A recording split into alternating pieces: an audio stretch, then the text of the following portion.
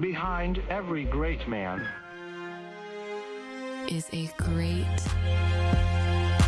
confident, exceptional woman.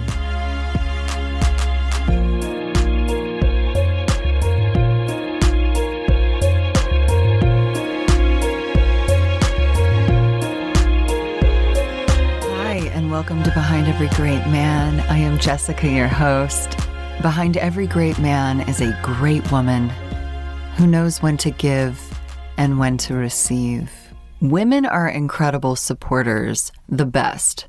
Early on, we learn how to help, how to take care of others, how to give, be little mommies to our teddy bears.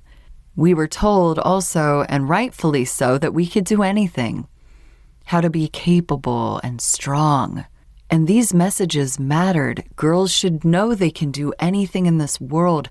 But along with those messages, other messages quietly crept in. That if you can do it yourself, you should. That saying, I've got it, even when you don't, even when you'd really love some help, is strength. That pushing through alone is what capable women do. That doing everything by yourself meant you were empowered. Whether these words were spoken in your home or not, we witnessed it. We watched our moms do it or other women in our lives. And for a lot of us, strength turned into doing it alone. We became the reliable one, the capable one, the woman who says, I've got this. And somewhere in there, we drifted away from something softer, receiving. Let me ask you and answer these questions to yourself. If someone offers you help, do you usually say no? If someone compliments you, if they say you look nice today, do you brush it off or talk them out of it? Like, oh, my hair's a mess. I didn't wash my face today. You love giving gifts instead of receiving them for holidays or birthdays, Christmas. If someone goes out of their way for you, do you feel the urge to immediately do something back? Does receiving feel uncomfortable to you? Letting someone take care of you, take care of us, can feel really unfamiliar. It's not that we don't want love. It's that our body doesn't fully believe it's safe to relax into it. It feels foreign. And underneath that is something even more tender: self-worth. Humanistic psychologist Carl Rogers believed that many of our struggles come from, quote, conditions of worth. The idea that we are only valuable when we behave a certain way. And for women, that often looks like, I'm worthy when I'm helpful. I'm worthy when I'm easy. I'm worthy when I'm doing for others.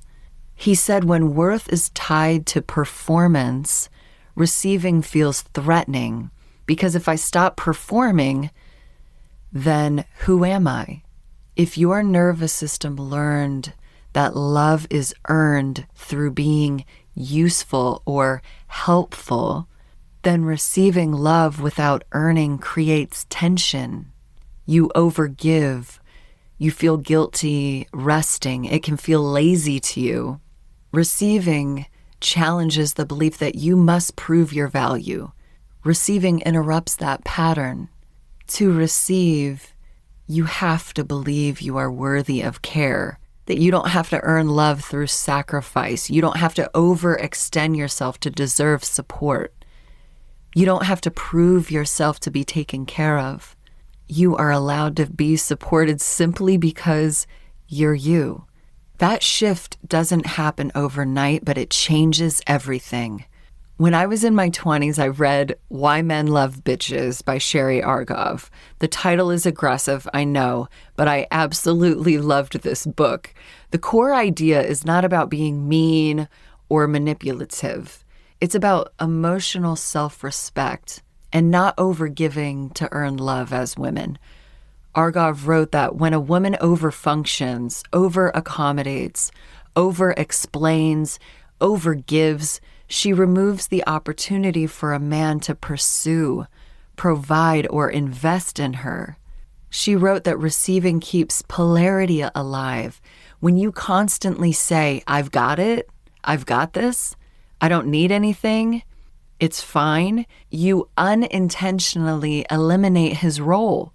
The book talked about how men are drawn to women who can receive well, not because they're needy, but because they're confident in who they are.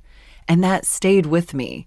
So I started practicing in small ways, letting someone open a door for me, saying thank you, and just leaving it at that, stopping there. Accepting even small gestures like, can I get you a glass of water? Instead of quickly saying, oh, I'm fine. No, I'm good. Saying, yes, I'd love one. It felt awkward at first, almost selfish, but over time I noticed something. Receiving didn't make me feel weaker. It made me feel more present, more connected, more relaxed, and more attractive. Receiving isn't taking. It's allowing relationships to work the way that they're meant to. Give and receive. Most men genuinely want to show up for us. They want to feel needed and wanted. They want to contribute. There is something so deeply meaningful for a man in feeling like he can provide for you, protect you, support, and solve. But at the heart of all of this is trust. Receiving requires trust. Trust that you won't be disappointed. Trust that someone showing up doesn't come with strings attached. Trust that you can count on them. Trust that if you soften, you won't be dropped. I know that is hard, and for many women, that is not simple. The book entitled Attached explains that our early relational experiences shape how safe we feel depending on others. If love was inconsistent growing up or unpredictable, conditional, the nervous system adapts to that. But when safety is there, when someone consistently shows up, something shifts. You don't have to chase, you don't have to grip, you don't have to prove. You can let go. You can let love come towards you. And if you were raised in an environment where it wasn't safe to depend on others, then as an adult, there's a relearning that's necessary, a gentle practice of allowing yourself to trust. This won't shift overnight. It's not a complete personality change that's needed to happen. This can be a 1-degree moment I talk about. Just a small degree. Start by noticing when you instinctively deflect. Pause, take a breath, and instead of saying no, say thank you and leave it right there. Breathe it in and sit in the feeling of receiving even when it's something small. 1 degree at a time. And things can start to change. Let's take a moment for our weekly pause. Whatever you're doing, please take this moment for you. I want to do something a little different today. Close your eyes if you can, and let's all take a deep breath in together. Exhale it out through your mouth. Another deep, soothing breath in. Let it out. One more deep breath in. And let it out slowly. Place your hands on your lap. I want you to make fists. Squeeze your fists tight. I want you to hear these words. You have been so strong, sister. You are so capable. You have carried so much in your life. You give. You push. You strive. Not just physically, but emotionally. You carry the emotions of others, your own. Others may see this, but not all of it. You carry a lot quietly that you don't talk about, and it's exhausting. Now I want you to slowly start to open your palms. Release your fingers. Place your palms face up in a receiving position. Feel the release. Feel the relief when you open. Feel the relaxation of letting go.